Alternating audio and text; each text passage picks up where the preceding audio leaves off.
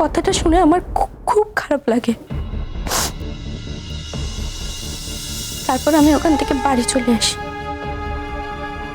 বাড়িতে আসার পরও মুহূর্তিটা আমাকে অনেকবার ফোন করে, আর ফোন করে বলে যে এটা করো ওটা করো, স্যারকে এইভাবে সিডিউস করো। আমারও কিরকম একটা জেদ চেপে যায়। তারপর আমি স্যারের কাছে আবার যাই আর স্যারকে সিডিউস করার চেষ্টা করি। স্যার অনেক বাধা দেয়, আর ওনার মান সম্মানের ক্ষতি হয়ে যাবার ভয়ে আমাকে বলেন যে আমি তোমার কেরিয়ার শেষ করে দেব। স্যার, আমি স্যারকে সিডিউস করছিলাম বলেই স্যার এই কথাটা বলেছেন আমাকে। তারপরে আমি মুহূর্তে আর শাশ্বতীদির কথা অনুযায়ী বাইরে এসে চিৎকার চেঁচামেচি করি। তখন শাশ্বতীদি ওখানেই ওয়েট করছিল। আচ্ছা, আপনারাই বলুন না, আমি যদি মিথ্যে কথা বলি তাহলে কলেজে এতগুলো মেয়ের মধ্যে আমার শাশ্বতীদির সাথে ধাক্কা লাগলো কেন?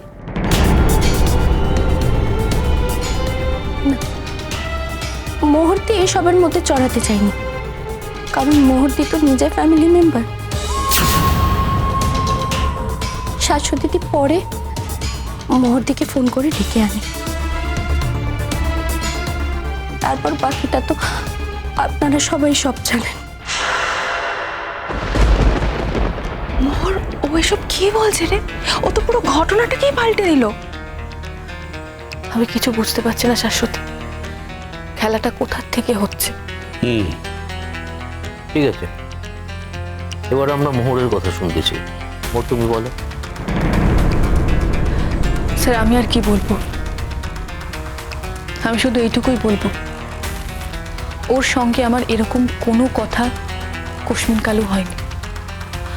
ও কোনোদিনও এটা প্রমাণ করতে পারবে না যে এরকম কোনো কথা হয়েছে। স্যার, মুখের কথার তো কোনো দাম নেই।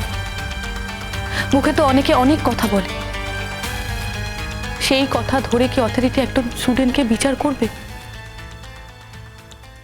কখনোই না। আমরা তো কেউ বিশ্বাসই করতে পারছি না যে মোহর এই ধরনের কথা বলতে পারে। কি ছোটকা, তুমি বিশ্বাস করছো? শ্রেষ্ঠা, কি যে বলো না তুমি। কোনো মানুষের পক্ষে এরকম কিছু একটা বলা সম্ভব? মোহর হচ্ছে আমাদের বাড়ির বউ। ও কি কখনো চাইবে যে পাবলিকলি যাতে আমি এভাবে ফেসে যাই? না না না না না, এটা কোনোভাবেই হতে পারে না। অন্তরা, আমি কিন্তু সবার সামনে বলছি যে আমি কিন্তু তোমাকেই সন্দেহ করছি। আর এই যে তুমি সবার সামনে বলছো যে তোমার কাছে প্রমাণ আছে, তুমি যদি আমাদেরকে প্রমাণ দিতে না পারো তাহলে কিন্তু তোমার কেরিয়ার শেষ হয়ে যাবে। আর শুধু কেরিয়ার শেষ হবে না, তোমার জেলও হবে। এবং আই প্রমিস সেটার ব্যবস্থা আমি করব।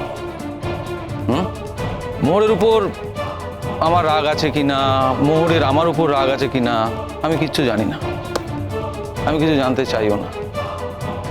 আমি শুধু একটা কথা জানি যে মোহর আমাদের বাড়ির বউ, মোহর শঙ্কর বউ। আর তুমি যদি কোনো ব্যক্তিগত কারণে আমাদের বাড়ির বউকে ফাঁসানোর চেষ্টা করো, সেটা কিন্তু আমি মেনে নেবো না, অন্তত কোনোভাবেই মেনে নেবো না। এখনো সময় আছে, তুমি সত্যি কথা বলো। আমি সত্যি কথাই বলছি স্যার। মুহূর্তিকে ফাঁসানো আমার উদ্দেশ্য না। আমার উদ্দেশ্য আমি যে অন্যায়টা করেছি সেটা স্বীকার করা। কিন্তু আমার বাবা চিরকালই বলতো, কখনো অন্যায় করে যদি বুঝতে পারো তাহলে সেই অন্যায় স্বীকার করো, তাতে নাকি পাপ অর্ধেক হয়ে যায়। আমিও তাই করছি স্যার। আমি আর কিছু বলতে চাই না। মা, অন্তরা, অন্তরা তুমি কাঁদছো কেন? তারাও এখনো কাঁদার মতো কিছু হয়নি, তোমাকে তো প্রমাণ দিতে হবে, তাই না? তার আগে আমি তোমাকে একবার সুযোগ দিচ্ছি। তুমি কিছু বলতে চাও? আমি তো বললাম স্যার, আমার আর কিছু বলার নেই। আমি শুধু এটুকু বলতে চাই, ও যা যা বলছে সম্পূর্ণ মিথ্যে কথা।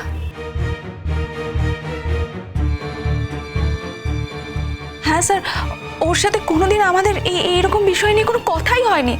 আর যেদিন ঘটনাটা ঘটেছিল আমি এমনিই বাইরে দাঁড়িয়েছিলাম।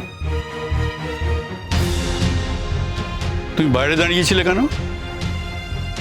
আর হঠাৎ তুমি ওখানে কি করছিলে? স্যার, আমাদের কলেজে ক্লাস না থাকলে আমরা এমনি দাঁড়িয়ে থাকি, সবাই কথা বলি।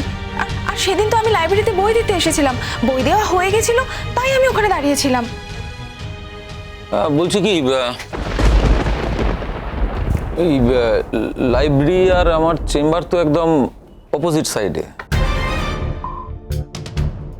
তুমি লাইব্রেরি থেকে আমার চেম্বারে কিভাবে এলে?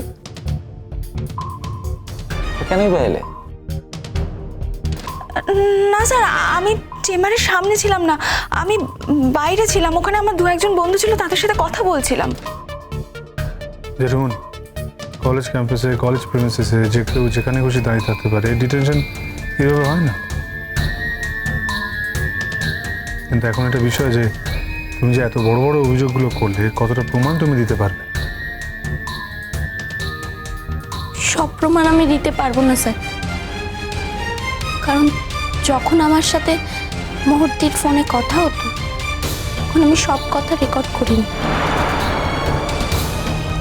কিন্তু যখন মুহূর্তে বারবার আমাকে বলতো যে এটা করো, ওটা করো, এইভাবে সিডিউস করো, সেরকমই একটা দিনে আমি আমার ফোনের রেকর্ডার অন রেখেছিলাম, কারণ ভবিষ্যতে কোনোদিন যদি আমি ধরা পড়ি তাহলে ওরাও যাতে ফাঁক পেয়ে বেরোতে না পারে। আমি জানতাম যে মুহূর্তে ওই বাড়ির বউ, মুহূর্তের কোনো শাস্তি হবে না, শাস্তি আমাকেই পেতে হবে। তাই আমি প্রমাণটা রাখতে চেয়েছিলাম, আর আমার কাছে সেই প্রমাণটা ছিল। আমি অলরেডি শ্রেষ্ঠা ম্যামকে তা জমা দিয়ে দিয়েছি। না না, ওইসব আমি নিজের কাছে রাখিনি, আমি তো স্যারকে দিয়ে দিয়েছি। হ্যাঁ, বড়দা, পেন ড্রাইভটা আমার কাছেই আছে, আমি একটু আগেই পেয়েছি, কিন্তু আমি এটা খুলে দেখিনি। আমি চেয়েছিলাম যে এটা সবার সামনেই খোলা হোক। শঙ্খ, বলছি যে এই পেন ড্রাইভের মধ্যেই প্রমাণটা আছে, কিন্তু কী প্রমাণ আছে সেটা আমি বলতে পারবো না। অন্তরা, তুমি যে বলছো এর মধ্যে প্রমাণটা আছে, সেটা যদি কোনোভাবে না থাকে তাহলে তুমি যা করেছো তার জন্য কিন্তু তোমার সারা জীবন বরবাদ হয়ে যাবে। আরো একবার ভেবে না। জানি স্যার, আমার কাছে যা ছিল সবই তো আমি দিয়ে দিলাম, এবার বিচারের ভার আপনাদের। কি প্রমাণ করবে তুমি? তোমার কাছে কি এমন প্রমাণ আছে যে কথাগুলো হয়নি সেগুলো প্রমাণ করতে তুমি কি করে পারবে? অন্যের গলা দিয়ে তো আমার গলা প্রমাণ হয়ে যায় না। তাই তো মুহূর্তে, আমি কি এতটাই বোকা? আচ্ছা, তুমি কেন স্বীকার করছো না বলো তো যে আমার তোমার সাথে কিছু কথা হয়েছিল? কখনো কিছু কথা হয়নি আমাদের। প্রমাণ তো আমাদের হাতে আছে, ও তো বলছে বারবার। এখন কিন্তু আমরা কেউ প্রমাণ দেখিনি, প্রমাণ দেখলেই সব কিছু শুরু হয়ে যাবে। আমরা যদি সবাই শুনতেই পাই যে কথা হয়নি, তাহলে তো হয়েই গেল। ধর, একটা কথা তোমায় মনে রাখতে হবে কিন্তু অন্তরা, আমি কিন্তু তোমায় কখনো স্পেয়ার করব না। এর জন্য যদি থানা পুলিশ করতে হয় তাহলে সেটা করব। আর যদি প্রমাণটা হয় স্যার? তাহলে যে এত বড় অন্যায় করেছে তার নিশ্চয়ই শাস্তি হবে। না, এই কলেজ কর্তৃপক্ষ খুব নিরপেক্ষ, তুমি চিন্তা করো না। শঙ্খ, বলছিলাম যে এটা চালানোর ব্যবস্থা করো।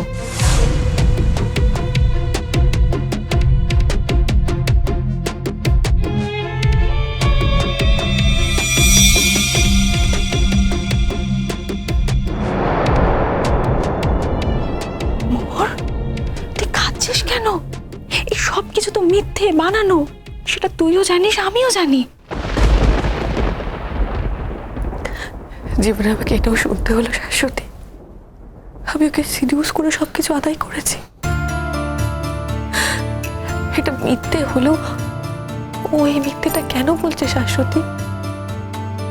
আউট অফ নাথিং ওইটা কেন করছে? মোহর, তুই কি এখনো বুঝতে পারছিস না এর পেছনে কে আছে? কিন্তু আমার গলা, না না মোহর, তোর গলা ওরা কিছুতে শোনাতে পারবে না। আমি কিন্তু এই ব্যাপারে শিওর, এক্ষুনি সব সত্যিটা সবার সামনে চলে আসবে। তুই দেখ দেখ কি হয়।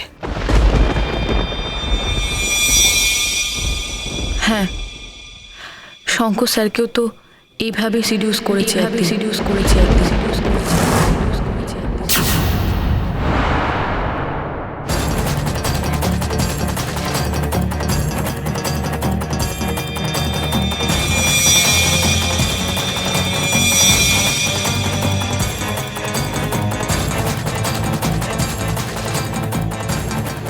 শোনো শঙ্কর, শোনো, এই গলাটা কার সেটা নিশ্চয়ই প্রমাণ করে দিতে হবে না? এই, এটা কি হচ্ছে? এটা কি শুনছি আমি? তাই তো, আমি তো এটা তো মোহরেরই গলা।